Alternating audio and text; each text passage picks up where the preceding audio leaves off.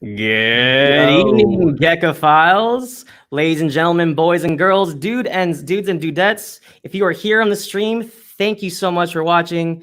Please hit that like button down below. Please subscribe if you want to see more up-to-date news on films, games, you name it. We have upcoming giveaways and games on this very show. This is the Down the Rabbit Hole podcast, the official podcast for moviesmatrix.com. You can find all of our content and goodies on moviesmatrix.com as well. My name is Lo, representing the West Coast of California.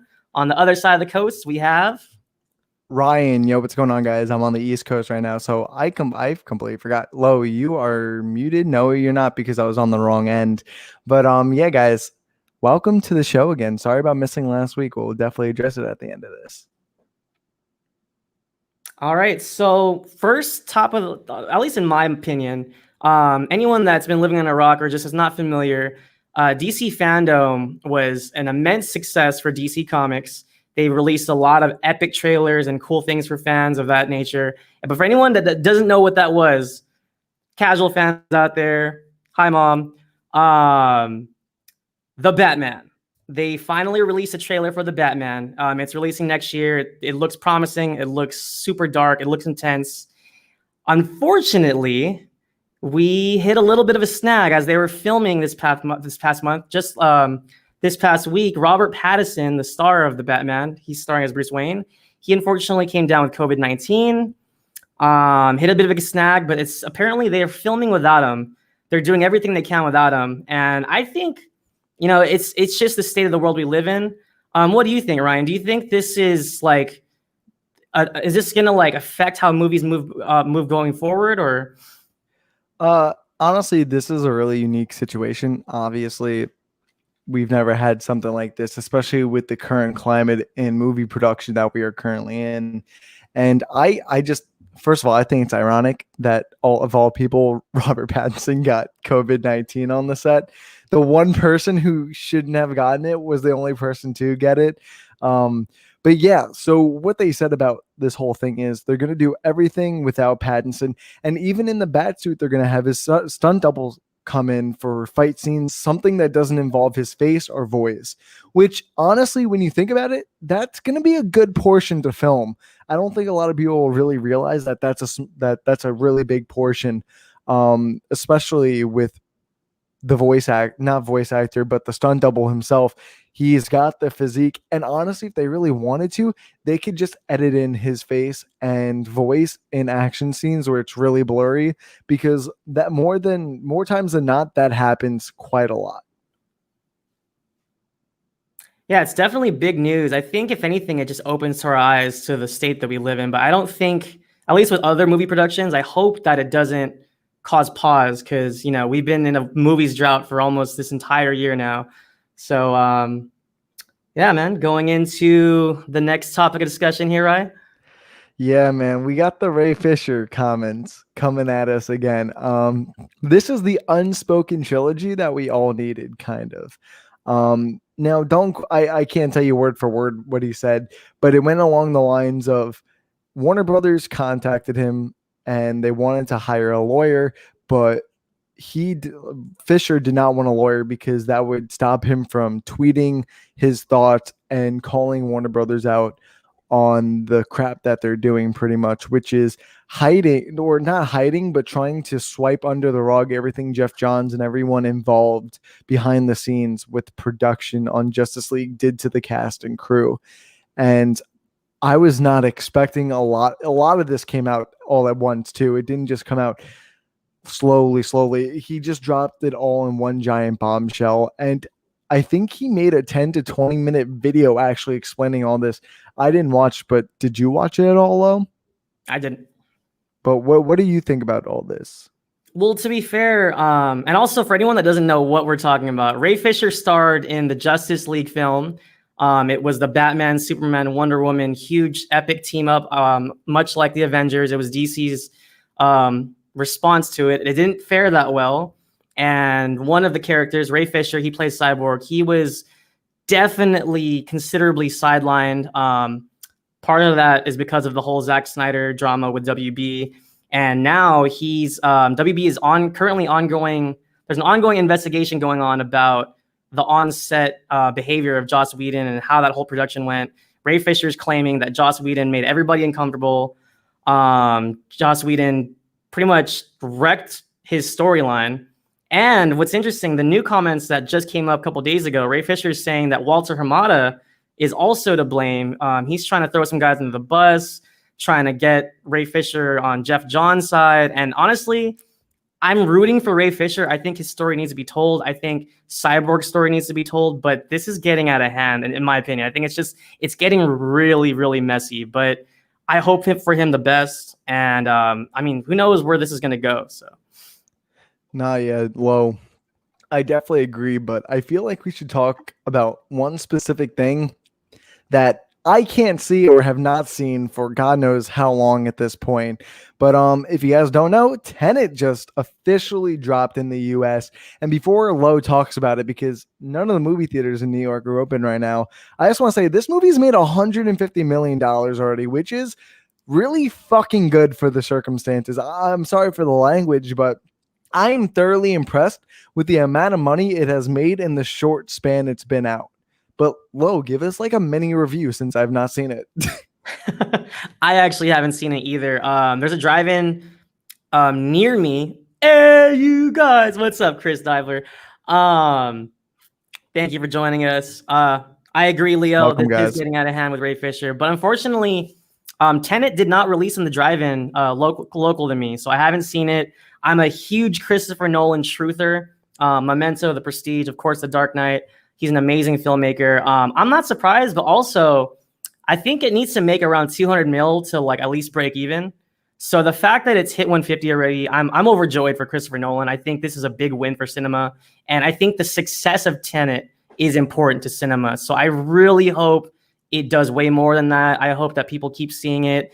I haven't had a chance yet. California also hasn't opened their theaters. So whenever it does open, I'll be there. Mask on, gloves on, everything. I want to touch on that because a lot of people are saying no spoilers for someone who they know has not seen the film. So why would I be on here talking spoilers, first of all? Because honestly, Lo, I thought you saw it at a drive-in because I don't know what the whole circumstance with Tenet is and movie theaters and drive-ins over there. But it sounds like you're in the same position as me. So that makes me feel a little bit better, at least. Bringing you down the rabbit hole with me. We got a couple comments here, right? Let's say what's up to some of our folks here. Yeah, we got Chris saying, "What's up, guys? Please no spoilers on Tenet. Never. Hey, gang, by Amanda. Please no Tenet spoilers." And I just missed it because Leo texted, "Please no Tenet spoilers." What's up, Amanda? We're going to talk about all the spoilers when Michael Myers comes back and kills everybody at the end of the film, right?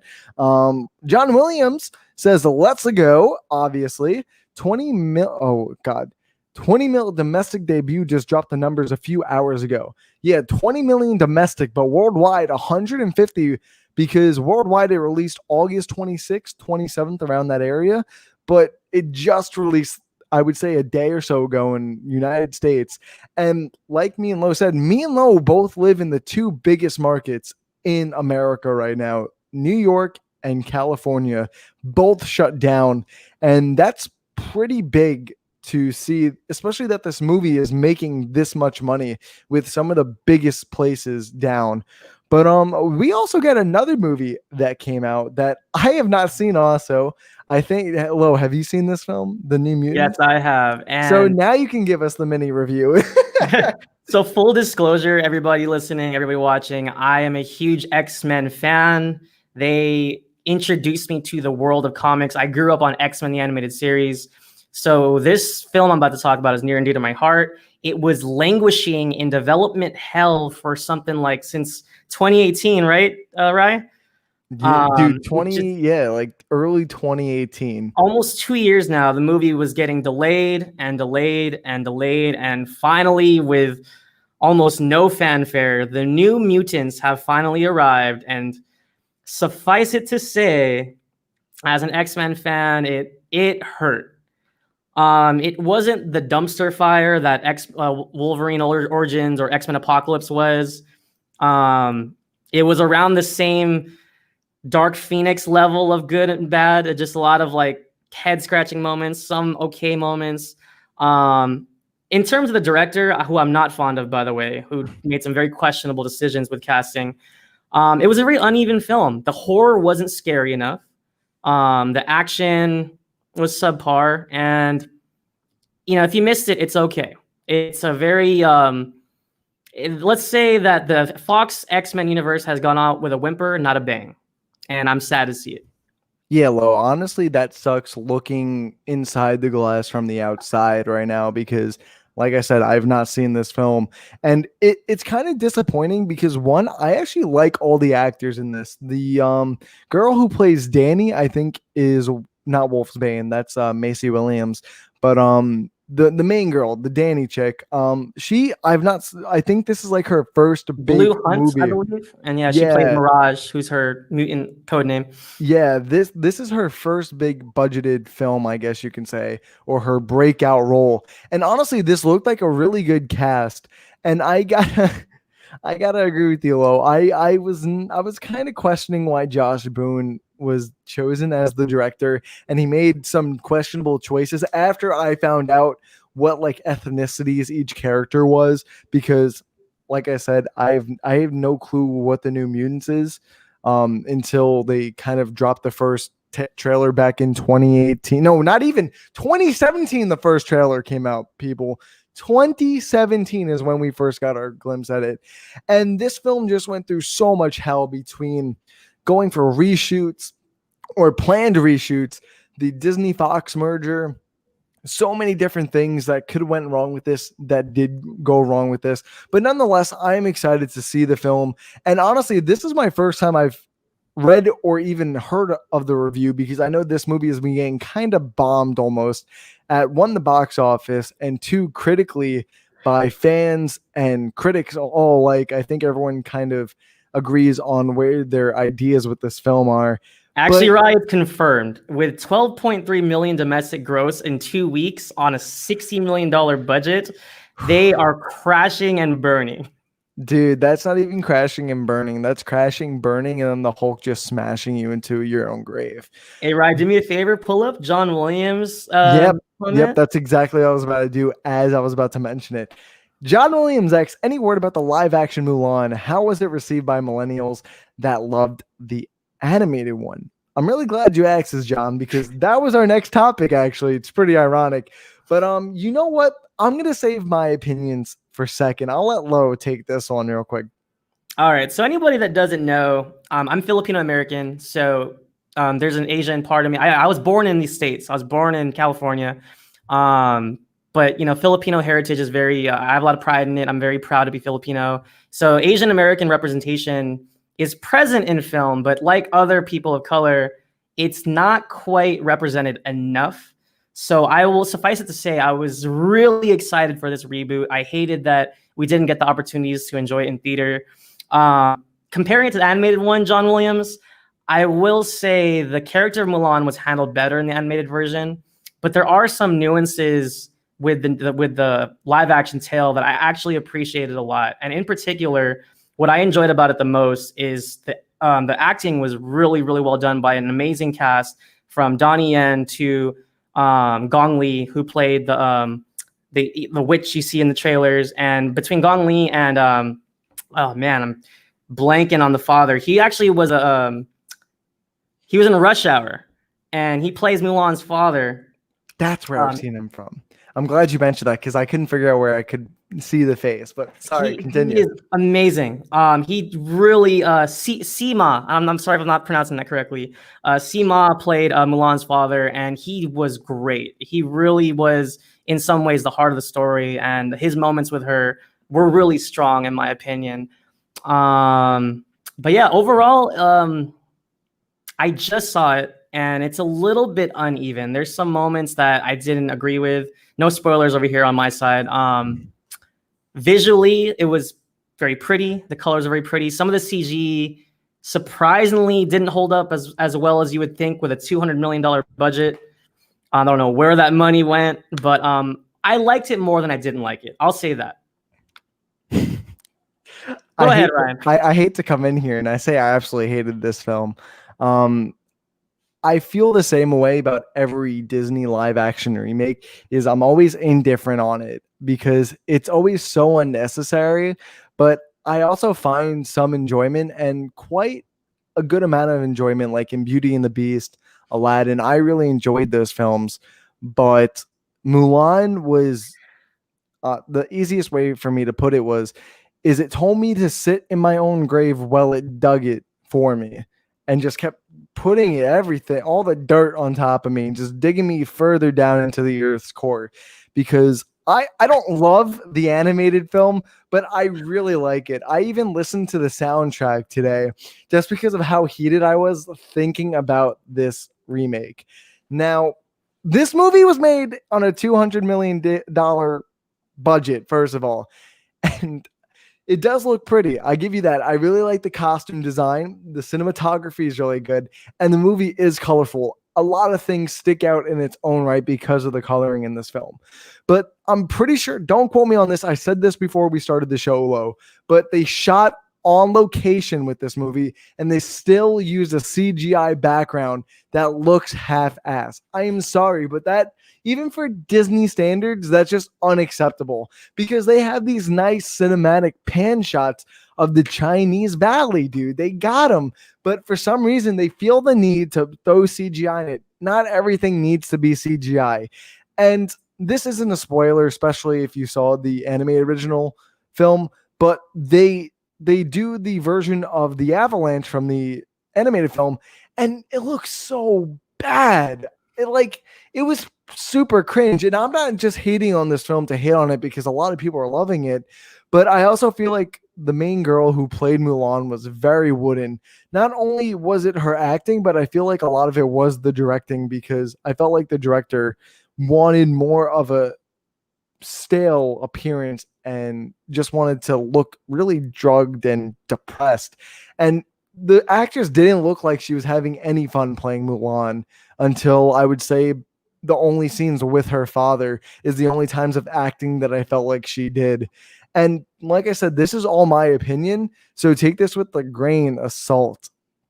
But I felt like I know what they were trying to do with this film. They were trying to go off the original book from the film, which the animated film went a little bit farther away from, as we all know. But I felt like the animated film added a lot more with its music, because the music always has storyline to it. The music has a purpose. Like the training montage song in the animated film is just completely rushed over in this film.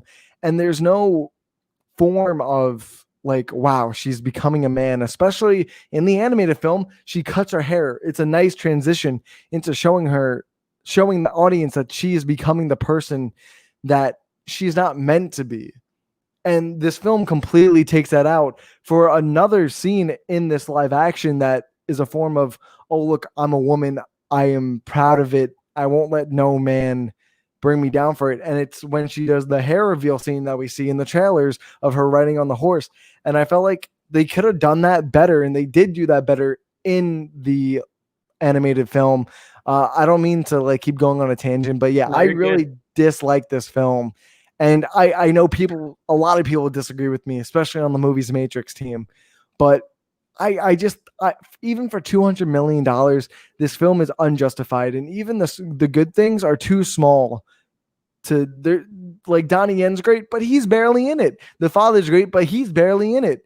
And I'm not going to grade a film based off of how colorful and great it looks or how good the um, costumes look, because I will admit they are good.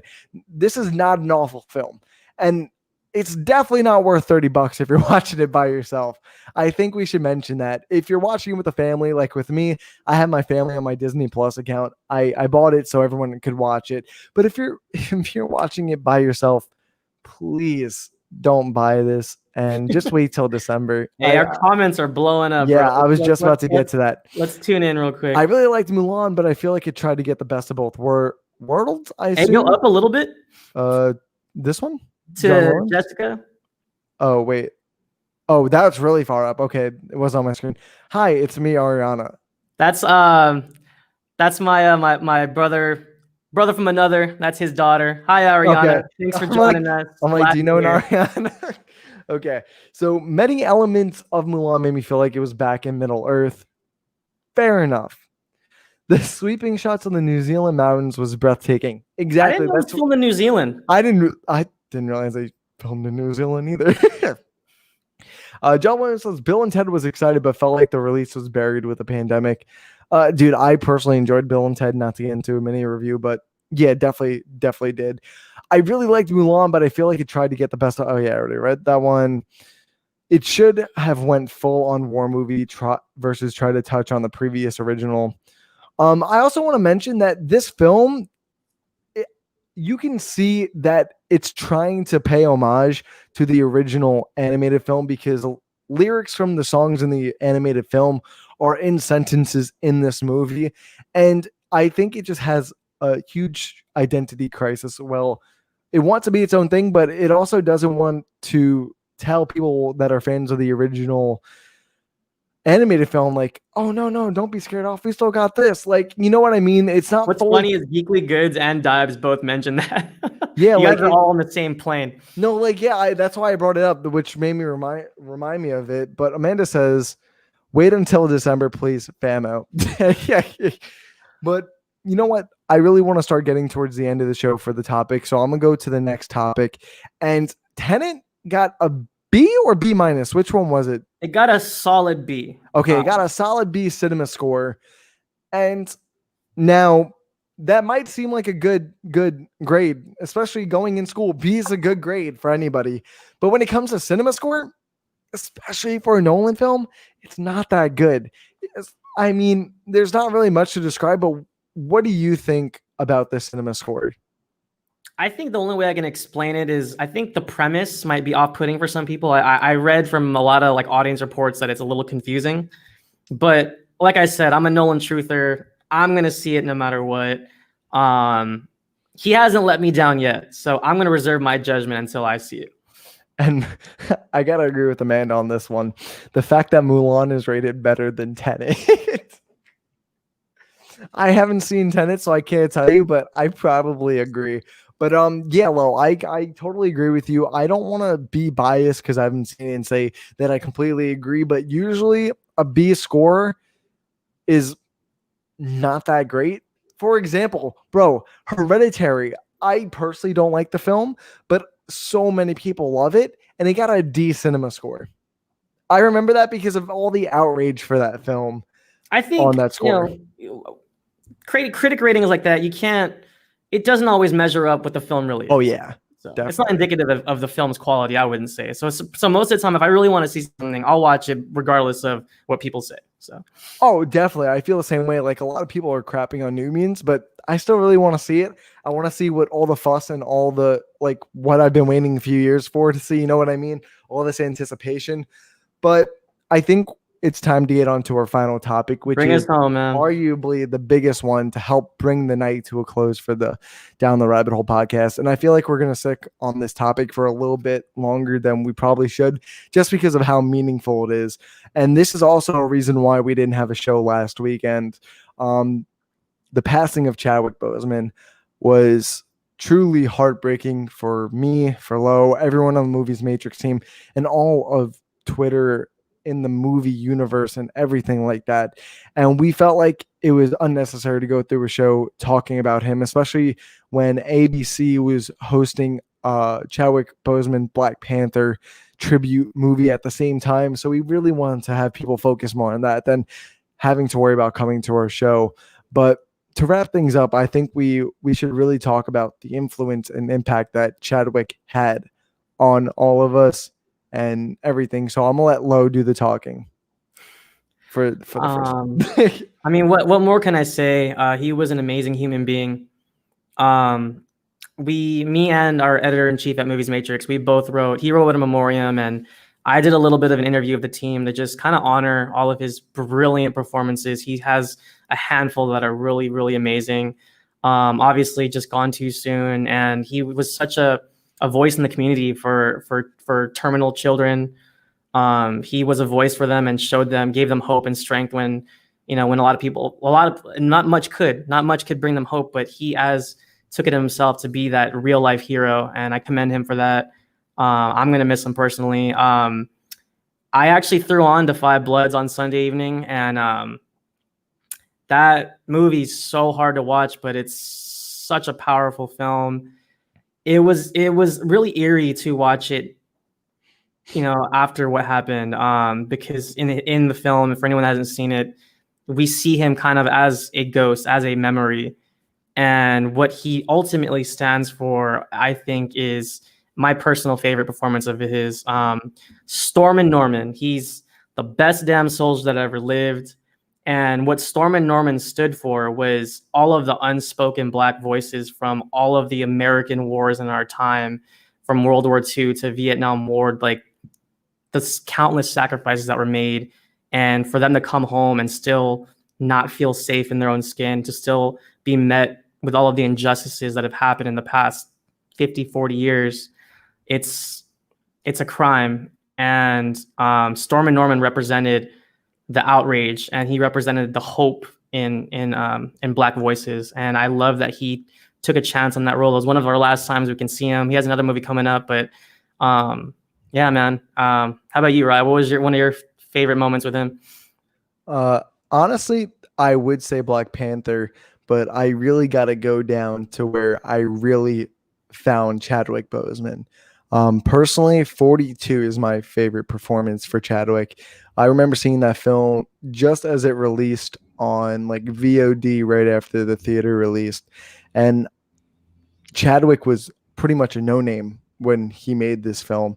And I looked at him and I'm like, God damn, that's Jackie Robinson right there. He portrayed Jackie Robinson along with so many other great people in Get Up, Black Panther. He is not only a great actor, but he's a monumental actor. He's taken on roles that have so much meaning, with Jackie Robinson being the first African American baseball player, Black Panther being this huge, larger than life figure nowadays. Black Panther in the comics was huge, but to see an African American man lead his own film in 2018 and make it cross $1 billion, especially with an entire Black cast, with the exception of Martin Freeman. Martin Campbell. No, Martin Freeman. Oh, sorry. I didn't say that. Like it's it what he did on screen is one thing, but what he did off screen just trumps everything else. Like you said, Lo, he gave terminal children a light at the end of the tunnel that they probably were never able to see, on top of comforting people fighting the same battle as him without anyone knowing. That is a true hero, not Black Panther on the screen being fitted with a six-pack abs. Not playing Jackie Robinson that happened, God, when the 40s at this point, 80 years ago. But the man was suffering from stage 3 colon cancer, progressed to stage 4, while just trying to make everyone feel like they are not as different as everyone else. Not only to terminal children, but for African Americans everywhere. He showed them that they can be a bigger voice. He showed them that they can do exactly what anyone else can do. And I don't think that he gets enough justice for that. I mean, he does now that he's gone, unfortunately. But I think I can speak for all of us. We were all shocked when we heard this. I was watching Insomnia for my Christopher Nolan rewatch in preparation for Tenet, and the news broke. And usually celebrity deaths, or like a lot of deaths in general, don't impact me too much. But this one felt like a hit from home, because not only was he so young, but this is the first time, leading to many in the future, that we lose someone that played such a pivotal role in the MCU in general too, because the first person was Stan Lee, but he was in his late 90s at this point. But Chadwick was 39 when he was diagnosed and 43 when he passed away. And he left this big of an impact on everyone's lives at one, such a young age, and two, in such a short time. And I just want to say, man, I don't think we can ever give him enough credit for what he's done. And I think speaking of the people that knew him, like Ryan Coogler, Michael B. Jordan, everyone that worked with him on Black Panther spoke nothing but great things about him. And the only thing we can do now is keep that legacy going. And that's the last thing we can give to Chadwick. He will not die in vain. He will not be a lost memory. He will keep living on in not only two more projects as one as Black Panther in the animated show for Disney Plus, but also that I believe it's a Netflix film. Correct me if I'm wrong, with Viola Davis, who he co-starred with in Get On Up. But Lo, do you have anything else to say? Oh, that was really well said, man. I just think that what was really, I hate to say that it was inspiring, but in a sense, like knowing his days were numbered, it's inspiring in a sense that he made the most of his time. He made every single appearance and day, month, year worth it because we didn't know, but he knew. And it just makes everything he's done in the past 4 years all the more like eye-opening, in my opinion. Let's hit some of the comments and see how everyone else is doing. So in the comments, Chris says, my favorite performance is Jackie Robinson, just like mine in 42. It's absolutely fantastic. If no one's watched it, please go watch it. He also follows up with the photos and clips of all the children celebrating Black Panther have destroyed me. There's this one clip of an entire classroom full of African-American children between the ages of 8 and 12 just dancing because their schools bringing them to a premiere or just going to see Black Panther. And I've watched that over and over, and I'm just like, this is what he did. This is the mark he left. You know, I cried reading Ryan Coogler's letter. That one just broke me because Ryan Coogler didn't know either. Dude, nobody knew. Kevin Feige only found out a day before he passed away. I don't know if you saw this, but in Coogler's letter, he was saying how he was writing Black Panther 2, getting it ready. And like little did he know that he was writing words for someone that would never say them. And that wrecked me. I waterworks, man. It was just really hit me. Yeah, just like Manda, I was such a mess. Oh my God. Geekly Goods, such a huge inspiration.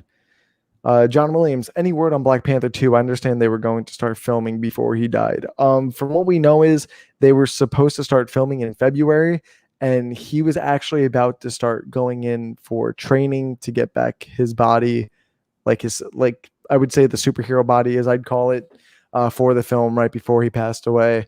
Amanda says, same GG, straight up sobbing for half an hour. Chris says, GG, I watched the stream when I saw the news on my phone at 4 a.m. Amanda, all the posts from the cast ruined me. Heartbreaking. I was with Leo live. I got out of work and I had to read the news 5 times. I thought it was a joke, a sick joke, and it wasn't. So what's up, Sonny? Sonny puts in 3 hearts, and I think it was Sonny who sent. It was either Sonny or Andy who sent it in the group chat at like 10 o'clock my time, East Coast. And the first thing I said was, "Bro, you gotta stop fucking with me," because it was such a out of left field thing. No one ever could have expected this. Geekly Goes says, Deebs, that was the hardest stream I've ever done. And then Chris Nice. says, does Loretto buy a new shirt for each pride? I am continuously stunned at his A+ t-shirt game. Thank you, brother. You're too kind. But hey, I was right there with you, Leo. You had a lot of courage to even do that at that moment. I don't even think I could have talked to anybody at that time. So I respect you, man. Before we wrap it up, Lo, do you have any finishing remarks regarding anything we said before or even on Chadwick Boseman? Anyone that's unfamiliar, just go ahead and hop on moviesmatrix.com. We have a lot of great stuff. We actually have a small portion of our team. I asked them about their favorite Chadwick Boseman performances. You can find that there. And we had some more great content coming up. It's officially spooky season. So we're gearing up for a huge horror movie draft. It's going to be broken into 2 groups. I'm excited for it. It should be a good time. What about you, man? Anything upcoming for you? I think we're not ready to announce the big one yet, right? We're not ready to announce the big one. But something's coming. But something pretty big is coming on my personal channel, The Geek Fix. But if you guys want to stay tuned with everything going on, please, not please, I sound like I'm begging at this point, but follow my Twitter. And honestly, on my channel, I just finished my roster for Spooktober movies that I'm going to be reviewing: Halloween, The Void, Candyman, and Evil Dead 2013 remake, which I think is super underrated. And on Geekly Goods, I will be doing a monthly article on horror. I will be talking about a specific horror movie, its influence, if it's good or not, and I can't wait for you guys to see it. The first article drops on the 15th of this month. And yeah, guys, don't forget to like, comment, and subscribe on the Movies Matrix channel.